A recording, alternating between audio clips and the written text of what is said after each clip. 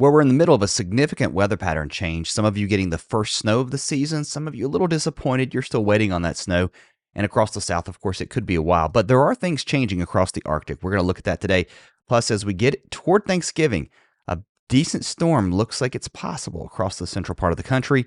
It's still coming together. We're going to talk all about that today. A lot to get into. Thanks for checking the video out today, guys. I hope you're having a great Friday wherever you are. Let's just go straight into it because, again, the Thanksgiving time period is always a busy time. So we're going to talk about that storm and the potential that's on the table for some disruptive rain, some snow. The track of this is still to be determined. There's a lot of factors at play, and we're going to talk about that.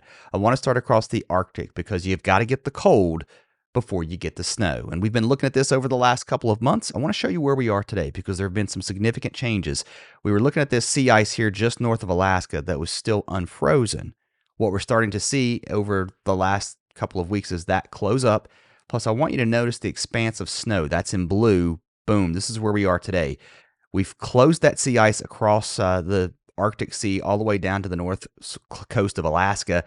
And that sea ice also filling in here between Siberia and Alaska, too. So now any cold air that's forming here can move across the Arctic Ocean with less influence from that warm water, being modified, in other words, and warming up.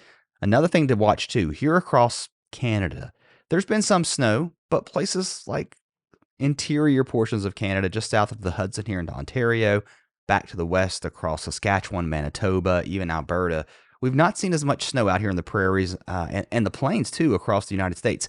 I think that changes over the next week. And once we get some snow here, any cold air that starts to move south, it's not going to modify as much because you've got that snowpack on the ground. You've got the albedo effect, that sun, that radiation being reflected back into space. So there are some changes happening in the Arctic. And take a look at this. This is the GFS snow out through the next couple of weeks. The first thing you did is probably find where you live and see if it's going to snow. But again, this map in particular, I'm just looking at the idea that it keeps snowing up here into Canada. That's going to keep reinforcing that cold and eventually get it down to the United States as we are seeing the seasonal changes here across North America. Big upper low. That's what's causing the snow and the rain into the northeast. We also have another system off the west coast that's bringing a lot of wind and rain here too. As we move into the weekend, we're going to warm up across the east. Temperatures back at least close to normal, maybe even a bit above normal as we see more of a zonal flow and some ridging trying to take place here into the northeast. Our next system slamming into the west. It's going to keep that rain and snow going here. Another system that will move across the country will impact the northeast with some rain, maybe even some snow into higher elevations, but this will be the tricky system that we're watching heading into Thanksgiving. Will we see enough energy to develop a storm? That is going to be the question.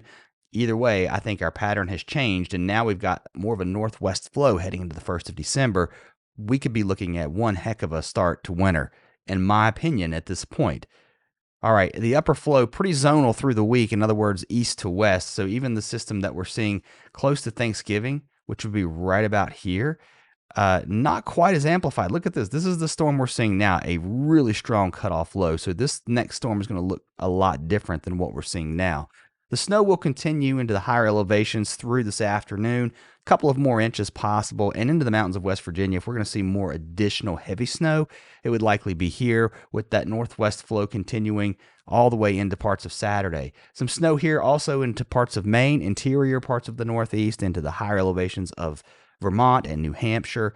That starts to settle down too as we head toward Sunday. Still cloudy across the Northeast, kind of damp and dreary with a few rain and snow showers lingering.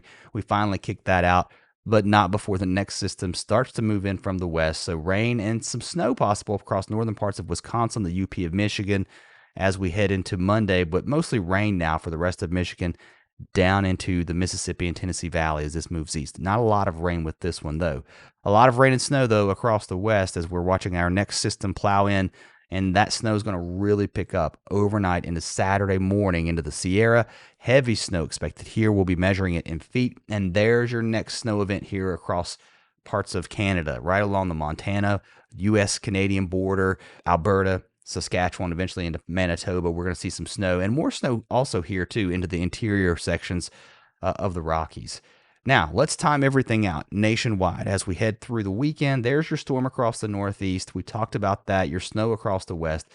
kind of quiet in between. A little bit of a ridge here, dry weather across the central part of the country, some sunshine, clouds from time to time.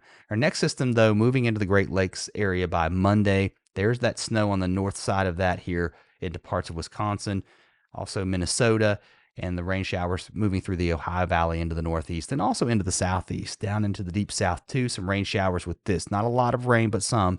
And then that moves off the coast. It may try to deepen as it gets close to the northeast coast here, putting some snow here into northern parts of the northeast, right along that U.S.-Canadian border. And then another decent system wrapping up here across eastern Canada. That's putting some snow down into these interior areas, close to the Hudson Bay, so pretty far north. Our next system pulling into the west as we move into Wednesday, bringing some heavy snow, it looks like into the Wasatch, also into the Colorado Rockies. This is going to move east on Thanksgiving. A lee side of the mountain low here developing somewhere Thursday into Friday. How fast does it develop? How strong does it get? Does it ramp up? Does it deepen? Does it amplify? At this point, it looks pretty progressive, meaning it moves east to west fairly quickly on the European. That would keep this mostly a rain event with some snow possible on the northern fringe, but behind that, a pretty decent trough expected to build in, at least on the latest European. We're looking now about a week out. That's going to pull some really cold air in, and that's going to turn that lake effect snow machine on. Lake Michigan, well, really all the lakes are unfrozen, but a good fetch here off of Lake Michigan, that would pull the snow into Indiana, Ohio. We're going to look at Lake Erie, Lake Ontario, Superior, Huron. They're all going to start to feed that moisture down wind of the lakes. So I think we've got some lake effect snow as we head into the 1st of December with a decently cold pattern setting up. And do we see these disturbances move in out of the northwest? Possibly. That could keep the snow going, not just the lake effect snow, but also here into the mountains. That doesn't put snow down into the I-95 corridor. It doesn't put snow into the southeast with this pattern, but it definitely is a cold one with temperatures likely in this area below average heading into the first week of December. That's what it's looking like at this point. This is the GFS, that same time period. I want to show you how it's taken the Thanksgiving Day storm.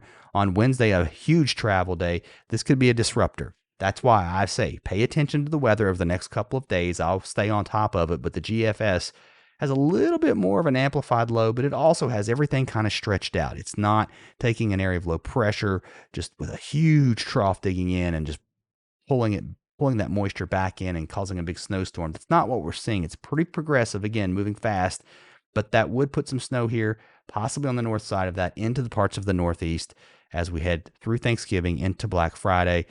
The GFS also onto that idea that we start to develop some northwest flow, but it's not quite as aggressive or as deep as the European, which if you remember, it was more like this. The GFS is kind of flat. Who do you believe at this point? I don't know how amplified it will get, but I do see this pattern. That's a cold pattern for the east, and it looks like an active one too, with more storminess across the west. I'm not going to leave you guys out either because it kind of looks active really across the entire country as we ramp things up heading into December. So that's what I think. That's what it looks like. Some additional snow. And I want to show you this on the GFS. This is your 24-hour snow totals. Again, that GFS trying to put that stripe of snow down on the north side of that system as it moves through. A lot of time before we get there, I'll stay on top of it. All right. See you next time.